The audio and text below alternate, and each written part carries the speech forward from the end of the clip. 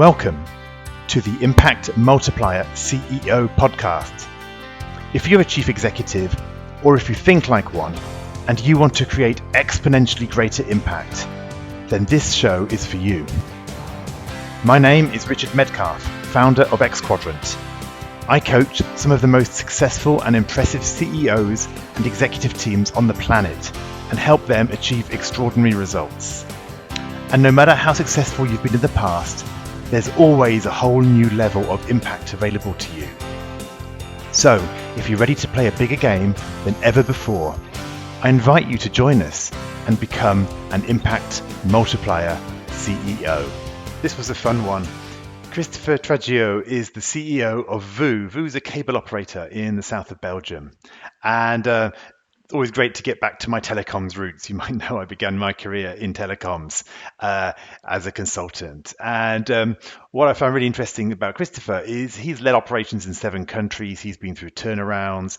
And for the past 17 months, he's been CEO and leading a real transformation within this cable TV operator in Belgium. He's got over 1,300 employees, 500 million of revenues. It's a substantial business. However, when he arrived, he found that the sale of the business had fallen through due to fraud. This was a shocking event for the internal team, for investors, and for him as he arrived. And he had to really dynamically adjust to this situation.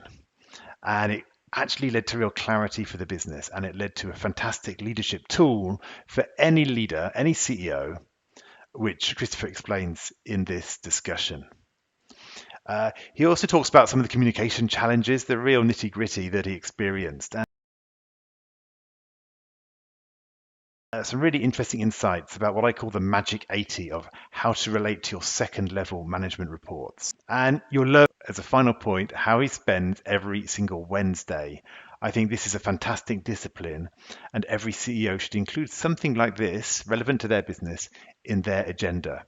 So listen in to hear the discipline and the focus that he puts onto his Wednesdays. I think you'll be surprised. So enjoy this conversation with Christopher Traggio of VOO. Hi, Christopher, and welcome to the podcast. Hello, Richard. Thanks for inviting me. Well, you're welcome. I'm looking forward to this. It's a real pleasure to have you here. We've had a couple of conversations before, and I think you've got some really interesting stories to share about the CEO learning curve. You're the chief executive of VOO in Belgium. I'd love to understand a little bit about, perhaps tell us what is VOO, and how did you end up in the top job? Sure. So VOO's basically a standard cable operator, regional cable operator here. We cover just over 1 million passings in southern Belgium. So mostly what is the Wallonia region, and we also have a few neighborhoods in Brussels. It's been around for a while. I mean, I don't know, 20 years. It started as basically local community, cable television networks, and little by little, it pulled together. And now our shareholder is the local government, the Wallonia government. Basically, there are 3 governments in this one country. I mean, we have a Ministry of Telecommunications and a Prime Minister here of Wallonia, if you can imagine a small area in Belgium. So we're for the moment, our shareholder is the government. We're in the process of a sale, so they'll be selling a certain percentage of that, and all that's been in the newspapers recently. So I'll let the sales process handle the sales process. We'll talk about what it's like being CEO. So I started back in end of August of 2020. To here at VOO. So we're 4P cable operator. We have our own network for fixed telephony, broadband, and TV. And in addition to that, we run basically what would be the HBO of Belgium, if you will. So premium sports and TV series and movies. And that's been around for quite some time now. And we've got deals with most of the major producers, most of the major studios. If you want to watch, for any soccer or football fans, if you want to watch Premier League in this area of the country, we're the exclusive provider of Premier League here. We've got NFL, all kinds of great stuff, and we actually do some production. We've got some. We do co-production for films. I'm very proud to say that one of our films opened the Cannes Film Festival this year. Another one of our films won the Cannes Film Festival, the Palme d'Or, and we co-produce movies in Belgium, but also that are also have international backing in them. So we actually have 3 films that we've co-produced that are going up for Oscars for the best international film. So we've got Luxembourg, Belgium, and France will all be represented by films that have been co-produced by our our sort of HBO. It's called BTV here in Belgium. So pretty exciting stuff. We do about 500 million euros in revenues. So it's you've got 700,000 customers. I know one of your series of talks is about growth, where we're not really in a big, massive growth. We've got a couple of parts of our business that are growing because we're a full triple play fixed operator. We're a full MVNO for mobile. One of your questions was how did you get the job? What's going on with the thing? And look, I've been doing various parts of this business for quite some time. Like writing promotions and stuff, whether it's sales, customer service, marketing, product marketing, launches. I've had some large organizations. I mean, here we've got 1,300 employees, but I've had up to 850 employees in other jobs, and I've done it in between directly managing teams or working as a consultant in it's been like 14 different countries. Whether running teams or working with CXOs all across Europe on various growth problems and helping them find solutions. So I think what the shareholders liked was that kind of wide experience, international experience, multiple sides of the business, sometimes large organizations, sometimes smaller, always in difficult situations. I've been through a couple of turnarounds, been through a startup, sold a couple entities, bought a couple entities. And I think that was kind of that sort of rich background. And I think probably the main thing was I really, one of the things that kind of makes me tick is developing teams, growing and developing teams. I've done it quite a few times. I can really kind of talk about it with a passion. And I think that the shareholders here saw the kind of roller coaster that was happening here at VOO. And they said, we need someone that's going to really help us, develop and grow the team. And I think that was another part that talked to them. So I kind of wrapped up 2 questions in one there. Hope that's okay. Yeah, that's perfect. So, okay, so you took on this role back in August 2020. Yeah. This season is about the CEO learning curve. And so let's talk about that. What happened when you arrived? What was the context when you arrived? And was it as you expected? Often what we find before we, what we think we're going to get before we sign is often a little bit different from what we've actually experienced when we actually arrive. So what was that transition like for you? What happened as you arrived? So I hope it was rather unique, and that most new CEOs will only find some of these elements and not all of them together. It was quite interesting. They had tried to sell the company, and it was canceled at the last minute for reasons of fraud. And so fraud. Okay, that's fraud. Yeah, very, very good to come in. So I mean, we had to, you had to build a new story on that. We had no, I mean, I had no CFO, I had no chief HR, I had no customer services, I had no legal department. It was for Oh, it's because they'd all left. Is that right? They'd all left as a result of no, this. they They didn't just hadn't been quite. hired. Some of them didn't really quite exist, and it all had to do with a few people who were doing some shady things that basically the less people that kind of saw what was happening, the better, basically, right? Right.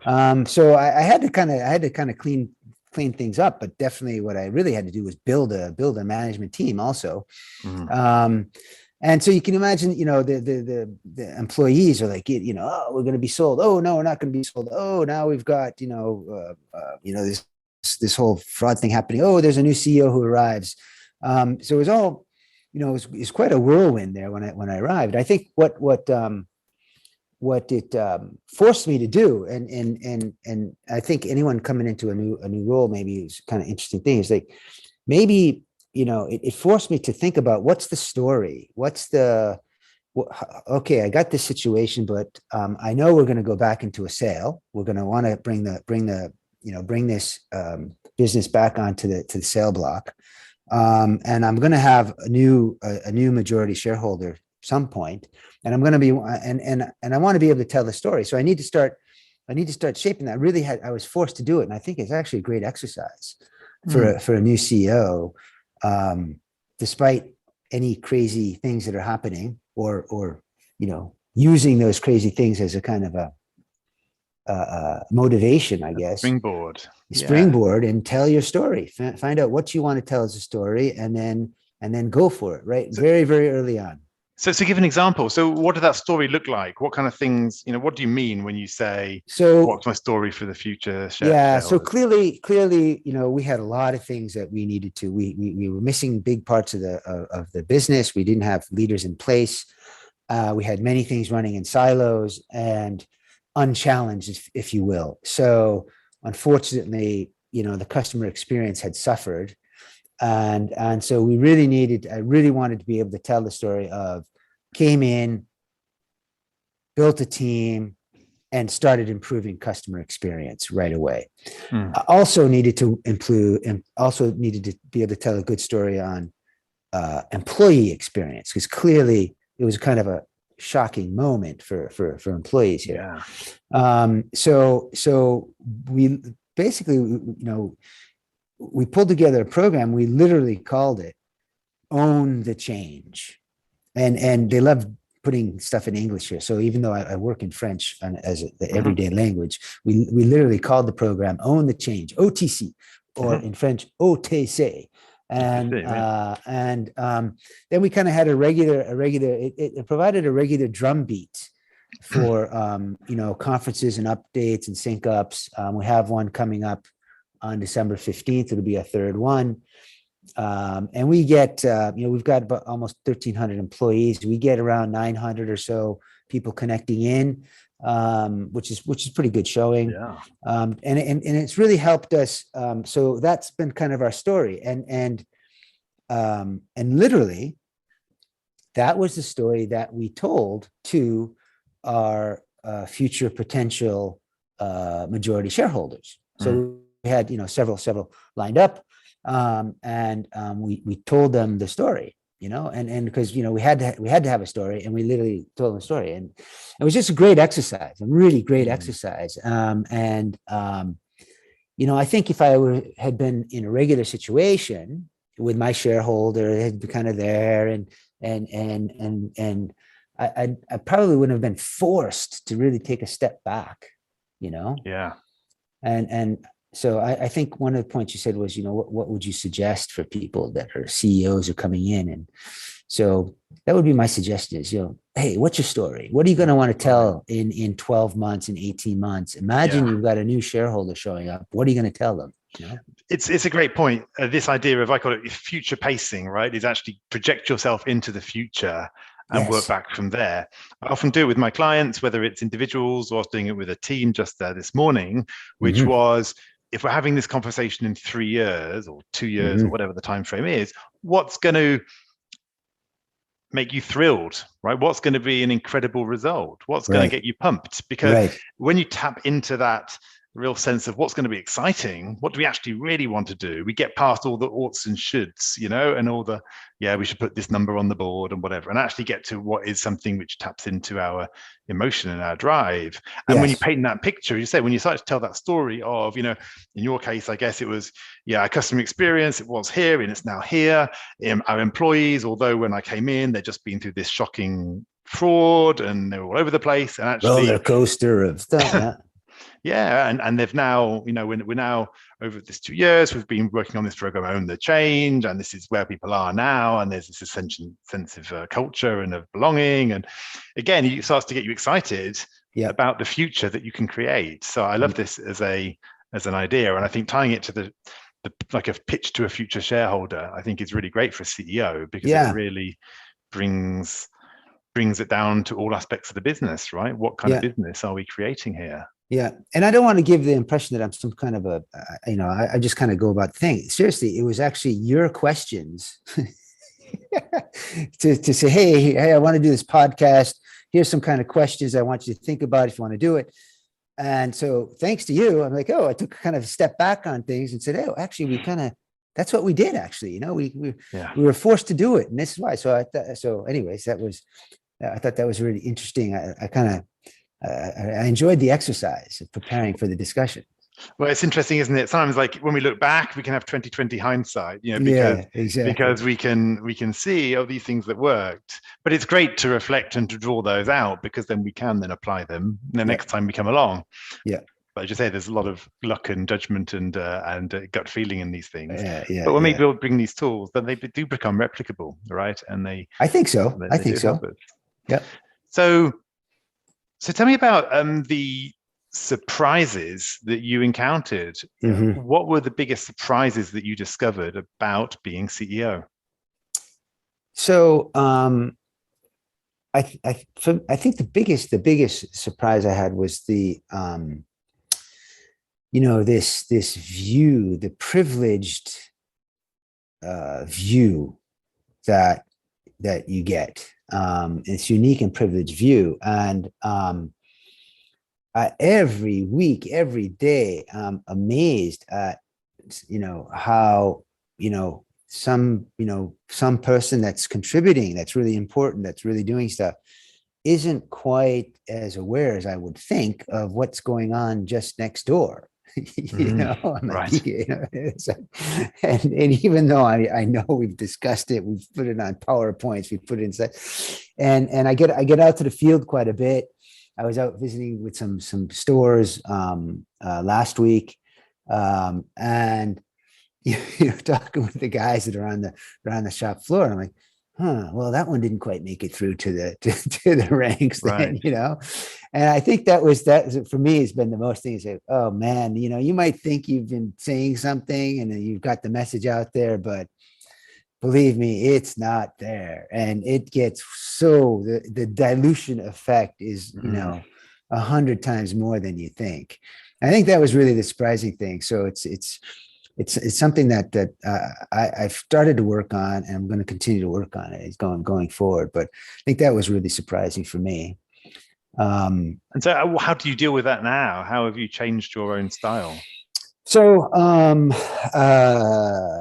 I kind of saw that happening. And so I said, all right, so and over the first few months, I was like, oh, geez, this, I thought we talked about this. Oh, I thought we mentioned that. Oh, I thought that was, oh, you didn't read the memo. What happened? So starting 2021, I say, all right, I want to build in some things to really help make sure the message is getting out there as much as possible. So I started a monthly newsletter where I just kind of talk about who I met with and different topics, and talk about some kind of nice successes that different teams have gone through, just kind of highlight that. I did I took all of my N-2s, all of them. I think there were like 80 of them. Mm-hmm. And we did coffee sessions all through January and February. So these are video coffee sessions, right? Because we were still locked down and everything. And I had, 6 to 8 people in each session. And we just kind of chatted about nothing really to do with the business, just, a couple high level things and just getting feedback and just, seeing what was going on and trading some stuff. And some, generated some really interesting discussions with this whole group of N-2s. So that was fun. And then, actually, can I just pick up on this sure. N-2s one, this 80? I think it's really interesting. I often work with leaders on multiplying their skills, right, and transmitting values and mindsets and culture and behaviors and things. And I always say that there's really four ways of multiplying your skill set and your mindset with people. And there's based on the quantity of people. So at one level, there's like broadcasting. There's like, you can just send out messages to communicate ideas. It's the least deeply impactful, but at least you can do it with scale and with quality. You can really get your message right. You can be inspiring, it can be polished, you can get everything into the message, and you can send out your video or do your speech. And then there's this and then the next level down is, I think it's kind of this 80 group. And actually, once you get to about 80, it's about the upper limit. And I kind of call it the training zone, because it's a zone where it's not exactly bi-directional, because there's only one of you and there's 80 of them, even if you get them into smaller groups. But it allows you to kind of create this training environment where there is some dialogue and there's a feedback loop, and you're able as well to get the pulse of the people. And also see, these are some high performers coming up. These people really switched on. You kind of get to understand who your extended leadership is, and you get that interaction. I think that's really what you were doing potentially there, although you're doing it in small groups. But you kind of created that awareness. That's right. And then you come into like the under 10 probably people, or 10 to 12 people, and that's more this coaching environment where you can really collaborate and go deep together. That's probably with your direct reports. And then there's probably space for one or two in the very intense, almost apprenticeship, succession planning, life on life kind of skills transfer, really kind of close-knit skills transfer that you don't always do, but that you can do. And I think it's interesting because this group of the 80 is often an area where I think leaders miss a little bit, because they're either focused on their direct reports or they're focused on the communicating to the organization. But there's this other real key group. I got some great feedback. It was seriously, it was an accident thing. I'd been talking to a couple of these N-2s, and like, oh, that's interesting stuff. And we said, hey, we should pull this together. So it wasn't some like long thought out strategic process, but we kind of fell into it and it seemed to work. And you're right. I mean, people did really respond to it. It got some really good feedback. They really enjoyed it. And, not every group was super, we tried to mix it up and okay, we got some people a little bit more shy, some people a little bit more, ready to share, and we tried to mix it up a bit. But most of the groups were very, really interactive, really interesting stuff. The conversation just kind of flowed around a bit on things, and these guys were all, wanting to contribute. And so I didn't have to, I didn't show up with, there's no slides, no anything, just kind of, and conversation just fell on great topics for, for people in the company, and also great topics for customers. So just kind of, because, that's what makes people, want to come into work in the morning. Right. So anyhow, I thought that was a really good thing to do. It's Richard here with a quick interlude. As part of my coaching and advisory work, I often work with leaders who have recently taken on the CEO role. It's a big leap from the comfort zone of functional leadership or business unit management. And it opens up a whole new set of stakeholders, pressures, decisions, and responsibilities. I found that there are 3 key things that will make a huge difference in those first quarters. Number 1, balancing the operational and the strategic, what I call CEO focus. Number 2, establishing credibility, what I call CEO presence. And number 3, managing stakeholders, those CEO conversations. I've written a short email series that goes into more detail on the transition to CEO and how you can practically sharpen your CEO focus, solidify your CEO presence, and master your CEO conversations. It's insightful and it's entirely free of charge, and you can register for it by going to xquadrant.com/go/curve. Now, back to the conversation. So you were working on this communications plan, if you like, or you were learning to communicate more focused and actually try to stop the message getting diluted. You had these coffee sessions, which were working well. Was there anything else that you did or that you perhaps would have done looking back in terms of communicating more consistently or more clearly, or creating that shared context in the organization? So I think I would try to use, and we're going to work on this for 2022, but you mentioned it. It's getting a little bit more video and making a bit more like snackable video, if you will. I know it sounds like a horrible consumer thing, but I mean, everyone's stressed out. Everyone's pretty busy. We're flying around. We got these messages coming in and out and stuff. And I think I gotta, adjust to that, and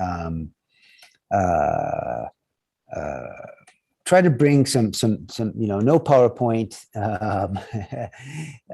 but, short, simple, interesting, couple of things, maybe even feeding off of your idea here of having another person there with me from one of the departments and doing a kind of a short snackable kind of exchange on a couple of things that are important that are really be contributing to making the customer experience better. And I think that would bring it to life a bit more, so I'm going to basically copy you a little bit in what you're doing. And now, if you don't mind, hopefully there's no royalties on that, but so that's kind of where I would like to go. And I think in today's world, it's kind of like where we are, Yeah, I think people get turned off by overly long and overly polished presentations, right? Which have been gone through all the corporate marketing, kind of internal marketing, corporate communication stuff. One of my CEO clients, he runs a very large tech business, and he's had a huge success by literally getting his iPhone out, holding it up, and doing a 2-minute thing. I mean, he couldn't believe, because it's like, A, it doesn't take much time. Secondly, people they want it snackable. And also it's kind of from the heart. He's talking to them as if he's talking to, one of his team or somebody in the room, right? And he does a quick, kind of just what you need to know in 2 minutes. Wow. And it connects with people because it's raw. It's not, you haven't gone into the big corporate studio and it's not all scripted. And that's worked really well. I think that's really, really, really interesting. Very, very bold. He was told a couple of times. Well, I was coaching him, so I actually, he actually sent me a video. Like the first couple of times, he sent me like, this is what I tried. So I gave him a bit of feedback, just on how it landed for me. The first couple of times, he kind of iterated a couple of times before he was happy. But then after that, I think he was into the swing of it. Right? Yeah. Excellent. That's great. So I think that's a nice one. So let's kind of go back. So given you've been through this journey, obviously it's been a very interesting journey. You came in with this whole set of frauds. You went through COVID, which was a whole other thing. You've learned on focusing in on the communication side, doing your coffee sessions. You've been running the transformation program. Own the change. And stepping back from all that, what would what other top tips might you have for new CEOs? Where would you suggest that they put their focus, or what trap might you think they should avoid? Okay, so I think we were lucky that we kind of came into this own the change as the thing that we wanted. I think what we didn't realize, but now looking back, is like this idea of, hey, change is okay. And you know what, we're going to change because, if you're not changing, if you're not, if you're not getting, better, faster, cheaper, well, your competitors will. So, you might as well get on the plan. And sort of like it gave us the right to change and change. There's always a lot of friction and always a lot of, and there's a new CEO coming in. You're going to want to, so kind of getting into that, making change okay, I think and say, hey, we're going to change and just even if you're not exactly sure what the output is going to be, but to say, look, there are a couple of things here that we can surely be doing better, and tell the story so people kind of can believe it and buy into it and get going on it. And so I would think that would be an important thing, that we kind of didn't know, but we did it well. I believe in getting into the field, getting out there, getting the frontliners, getting close to the customer as much as possible. And so I did that, and I think that went really well. And I think that any new CEO coming in has got to get out there. And the trap is the office and PowerPoints and Excels and meetings from 8 o'clock in the morning till 8 o'clock at night, and never seeing a customer or talking about a customer all day. How did you do that? What was the discipline that you had? I blocked Wednesdays. Okay. I literally blocked Wednesdays. So I started on a Tuesday, and I had already blocked my first Wednesday. I was in our call centers. Okay.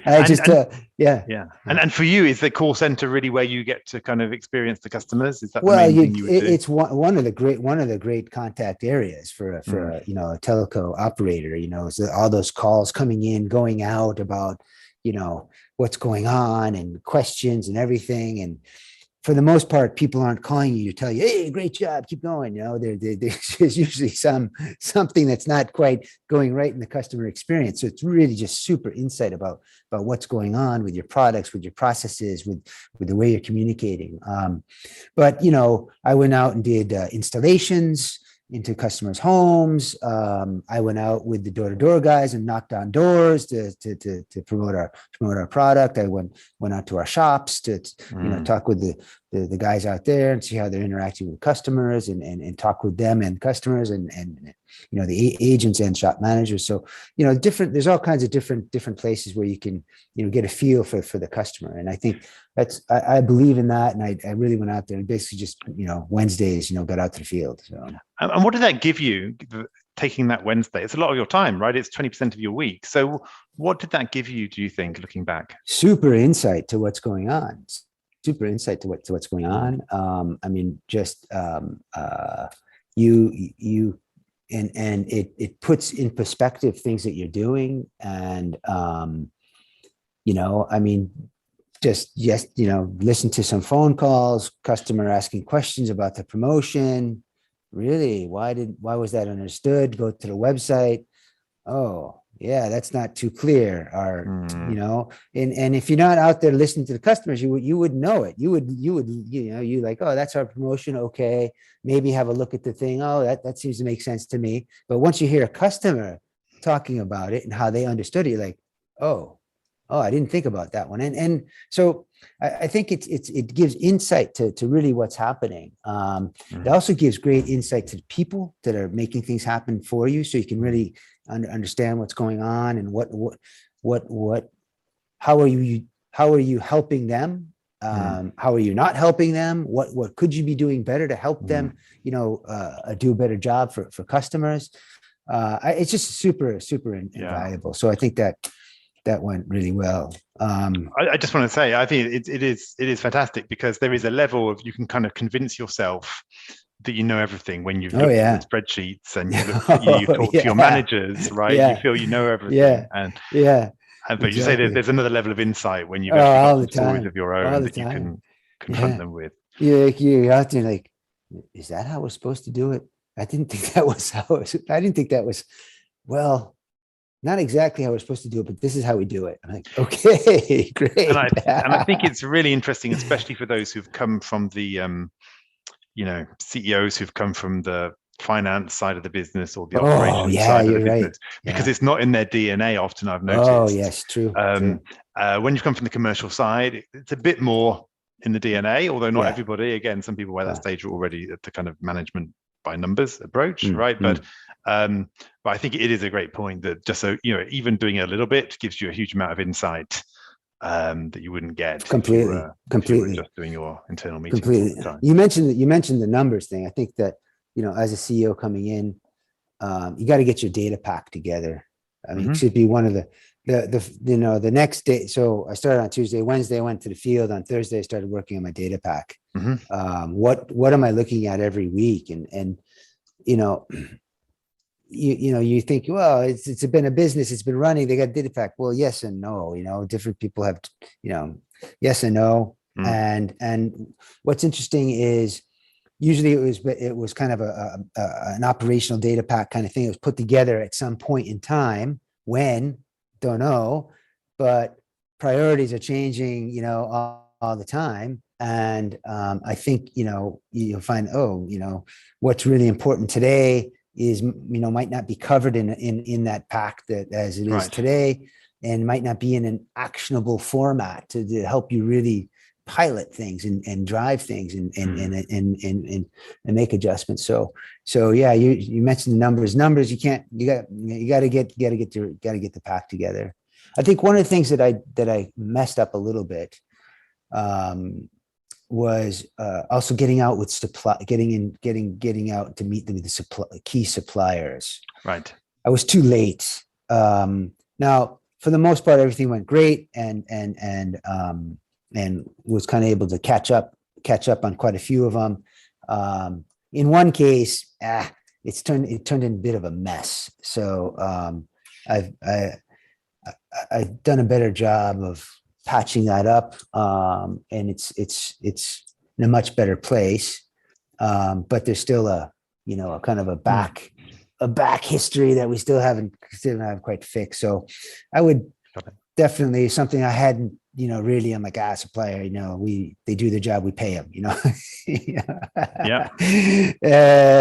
Well, that was wrong. So that would be my big tip, coming from what did I mess up kind of thing. That would be it, I would say. Perfect. Okay. Well, thanks for opening up, right, and sharing these insights. Sure. I think it's the hard-won lessons, right, that you've had to go through. So let's talk about a few quick-fire questions. Okay. What's your favorite quote? So my favorite quote, this goes back a long time. I think this was in my prep school yearbook, my high school yearbook, if you will, way back when. I'm an ice hockey player, and this is a quote from a famous Canadian ice hockey player, Bob Gainey: forecheck, back check, paycheck. And I just thought that was an awesome thing. And he was the classic hard worker, not the fancy guy, but just the guy you want on your team. The key guy on the team that's just kind of, everyone, really looks to that guy to be setting the example out there. And, just the idea of, stay to the basics, right? Do those well, work hard, and it's going to pay off, and I just really like that one. So I always come back to that quote. Perfect. What's a book that's really influenced you on your journey of leadership? Okay. So, I try to read for business stuff, on a regular basis, just to kind of keep things open. But, and I think there's just a ton of interesting ones out there. The stuff like, Tipping Point and that kind of, yeah. But I like to read. I think it's important to read outside of business stuff, just to kind of get the creativity going, and get stimulation. And I think you can get that stimulation, that emotion, and then it'll flow into how you're going about your job. And I just had two recent books. One was really funny. This guy rose up through the ranks of Napoleon's army. He did his memoirs, the memoirs of Capitaine Coignet. And it's just like, I mean, we think we got it hard. This guy was like walking across Europe, like on a regular basis, or either walking or on horseback. It's just like, oh my God.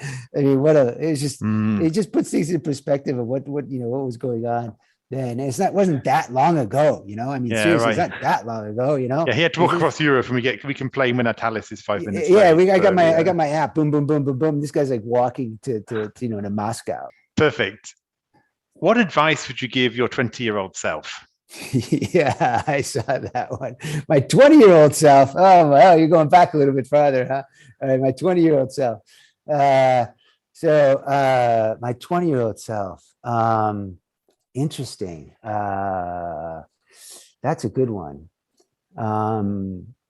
I think so. I wasn't quite 20, but just before, I think my main advice just before coming into university would be forget trying to learn Russian. It was just it's not going to work. Just not going to work. So I would, if I could send a time capsule back and have this video pop up to me, then I'd be like, hey man, forget trying to take Russian. It's gonna kill you. So that would be it.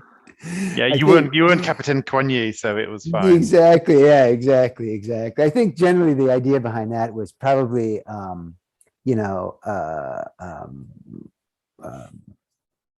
try to focus just a little bit more would be the thing. And I kind of got off onto it. That's just, lost the focus on stuff. So try to focus a little bit more. It'll go a long way. That would be my message back to my 20-year-old self. Perfect. And then finally, who's an impactful CEO who's made a difference, perhaps, or who's inspired you, and who might be a great guest for a future episode? And what do you think you would enjoy talking with Olivier Anton, French guy. We worked together in telecom, a while back. And he's just been off on, the startup thing and really getting in there and making things happen and finding new ideas. And some things work better, some things don't work so well, but then he comes up with the next one. He's on a new one now called Sunshine Me or Sunshine at Work. Really, really interesting concept that's going great. It's really tied in with the times, tied in with today, and tied in with what companies need to be doing for their employees today. And I think that would be an interesting conversation for you. Okay, I'll check him out. Thank you. Yeah. Perhaps last question for you is, we always have another level, all of us, right? Obviously, you've come in doing the CEO role. Sounds like you've done a great job over the last couple of years. As the business continues to evolve, as you keep working on your customer experience, as you perhaps do the sale that you mentioned at the start, all these things that are happening, what are you personally going to need to do differently to multiply your own impact? Right. So I think I've started, but I really want to get into 2022.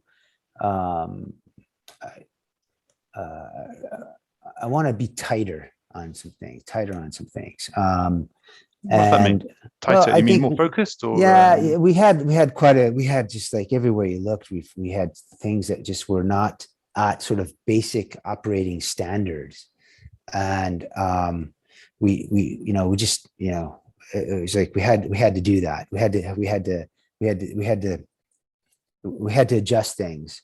I think we're now in a good place, and I have the luxury of being able to maybe say, hey, let's kind of get deeper on some things, so kind of like doing less is doing more, if you will. And forcing my team also to make some choices like that. And we're so excited about the next new thing, the next shiny thing. Hey, let's make sure we're capitalizing completely on what we just did and get that, really maximize the return on the investment that we made. And we're all consumers and we're moving fast and we want new stuff, new. And I think that can be a bit of a Yeah, I think I really want to work on that one. Yeah, going Appreciating, deeper, focusing, yeah, appreciating what you got and really, really maximizing that. That can be a beautiful thing, also.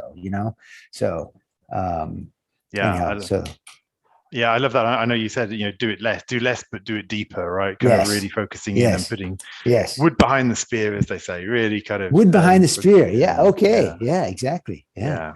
So Yeah. I love that. Thank you.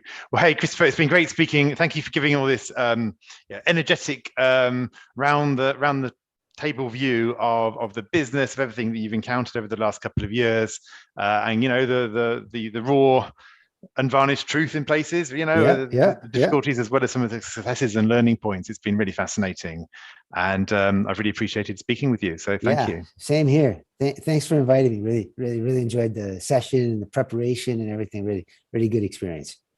So thanks again for coming on the show. Speak soon. I hope you enjoyed this conversation. Now let's talk about you. When you're in top leadership, when you're in the biggest role of your career, who supports you at a deep level as you lead others? Who helps you multiply your impact and get to the next level? If you're ready to learn more about our content, our coaching, and our community, then visit us at xquadrant.com.